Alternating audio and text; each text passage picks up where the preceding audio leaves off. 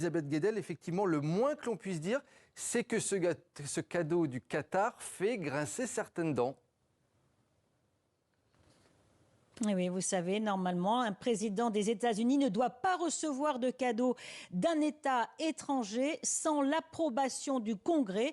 C'est dans la Constitution américaine. C'est aussi une règle éthique pour éviter, évidemment, que le dirigeant américain soit influencé. Or, Donald Trump, non seulement compte accepter ce cadeau de 400 millions de dollars, vous l'avez dit, mais en plus, il estime que ce serait stupide de le refuser. Donald Trump a toujours dénoncé le coût exorbitant de maintenance des appareils vieillissants. Or, les deux Air Force One dont vous venez de parler, effectivement, commencent à avoir un peu du plomb dans l'aile après 30 ans de service. Alors, Donald Trump, comme toujours, flirte avec les limites de la loi. Il dit qu'il ne va pas l'utiliser pour un usage personnel, cet avion. Il dit que c'est un transfert vers le ministère de la Défense, que ce sera le temps de sa présidence et qu'une fois qu'il quittera la Maison-Blanche, eh bien, cet appareil ira dans sa bibliothèque. Vous savez, ces bibliothèques dédiées à chacun des présidents aux États-Unis, c'est une tradition.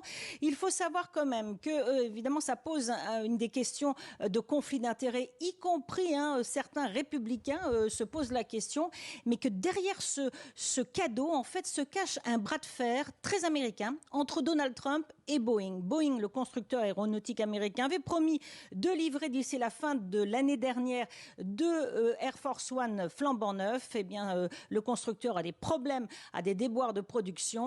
Il ne l'a pas fait. Ça a rendu furieux Donald Trump qui avait menacé de faire venir un appareil d'un pays étranger. Donc, on verra. Ce n'est pas encore fait, ce cadeau, mais on verra si cette menace, du coup, a eu un effet sur Boeing, si on va trouver une solution pour que ce soit finalement une production Made in USA qui permettra de faire voler le président américain. Les précisions d'Elisabeth Guedel.